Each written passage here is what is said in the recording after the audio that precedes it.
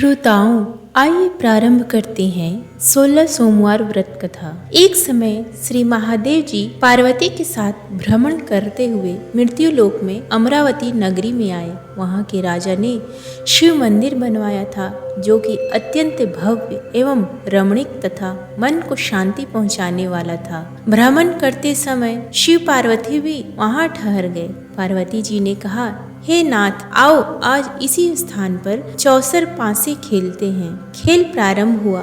शिव जी कहने लगे, मैं जीतूंगा। इस प्रकार उनकी आपस में वार्तालाप होने लगी। उस समय पुजारी जी पूजा करने आए।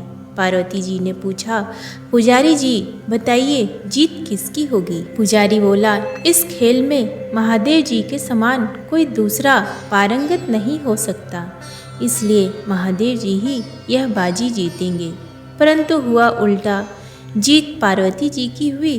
अतः पार्वती जी ने पुजारी को कोढ़ी होने का श्राप दिया कि तूने मिथ्या भाषण किया है। अब तो पुजारी कोढ़ी हो गया। शिव पार्वती जी दोनों वापस चले गए। कुछ समय पश्चात अप्सराएं पूजा करने आई। अप्सराओं ने पुजारी के उसके कोढ़ी होने का कारण पूछा। पुजारी ने सब बातें बता दी। अप्सराएं कहने लगी, पुजारी जी आप 16 सोमवार का व्रत करें तो शिव जी प्रसन्न होकर आपका संकट दूर करेंगे। पुजारी जी ने अप्सराओं से व्रत की विधि पूछी। अप्सराओं ने व्रत करने और व्रत के उद्यापन करने की संपूर्ण विधि बता दी। पुजारी ने विधि पूर्वक श्रद्धा भाव से व्रत प्रारंभ किया और अंत में व्रत का उद्यापन भी किया। व्रत के प्रभाव से पुजारी जी रोग मुक्त हो गए। कुछ दिनों बाद शंकर पार्वती जी पुनः उस मंदिर में आए तो पुजारी जी को रोग मुक्त देखकर पार्वती जी ने पूछा, मेरे दिए हुए श्राप से मुक्ति पाने का तुमने कौन सा उपाय किया? पुजारी जी ने कहा, हे माता, अप्सराओं द्वारा बताए गए 16 सोमवार के व्रत करने से मेरा यह कष्ट दूर हुआ है। पार्वती जी ने भी 16 सोमवार का व्रत किया, जिससे उनसे रूठे हुए कार्तिकेय जी भी अपनी माता से प्रसन्न होकर आज्ञाकारी हुए। कार्तिकेय जी ने पूछा, हे माता, क्या कारण है कि मेरा मन सदा आपके चरणों में लगा रहता है? पार्वती जी ने कार्तिकेय को 16 सोमवार के व्रत का महात्म्य तथा विधि बताई। जब कार्तिकेय जी ने भी इस व्रत को किया तो उनका बिछड़ा हुआ मित्र मिल गया। अब मित्र ने भी इस व्रत को अपने विवाह होने की इच्छा से किया। फलतः वह विदेश गया। वहाँ के राजा की कन्या का स्वयंवर था। राजा ने प्रण किया था कि हथिनी जिस व्यक्ति के गले में वरमाला डाल देगी, उसी के साथ राजकुमारी का विवाह करूंगा। यह ब्राह्मण मित्र भी स्वयंवर देखने की इच्छा से वहां एक ओर जाकर बैठ गया। हथिनी ने इसी ब्राह्मण मित्र को माला पहनाई तो राजा ने बड़ी धूमधाम से अपनी राजकुमारी का विवाह उसके साथ कर दिया। तत्पश्चात दोनों सुखपूर्वक रहने लगे। एक दिन राजकन्या ने पूछा, हे नाथ, आपने कौन सा पुण्य किया जिससे हथिनी ने आपके गले में वरमाला पहनाई? ब्राह्मण पति ने कहा, मैंने कार्तिकेय जी द्वारा बताए अनुसार 16 सोमवार का व्रत पूर्ण विधि विधान सहित श्रद्धा भक्ति से किया, जिसके फल के कारण मुझे तुम्हारे जैसी सौभाग्यशाली पत्नी मिली। अब तो राजकन्या ने भी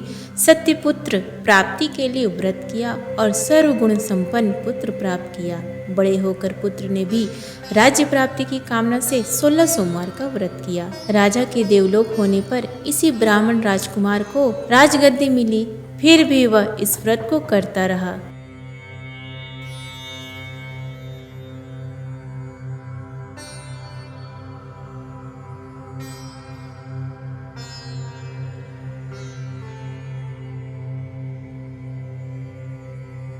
एक दिन उसने अपनी पत्नी से पूजा सामग्री शिवालय ले चलने को कहा, परंतु उसने पूजा सामग्री अपनी दासियों द्वारा भिजवा दी।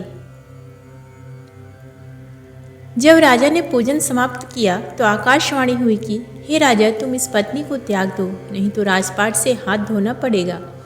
प्रभु की आज्ञा मानकर उसने अपनी पत्नी को महल से निकाल दिया। तब वह अपने भाग्य को कोसती हुई एक बुढ़िया के पास गई और अपना दुखड़ा सुनाया। तब बुढ़िया को बताया, मैं पूजन सामग्री राजा के कहे अनुसार शिवालय में नहीं ले गई और राजा ने मुझे निकाल दिया। बुढ़िया ने कहा, तुझे मेरा काम करना पड़ेगा। उसने स्वीकार कर लिया।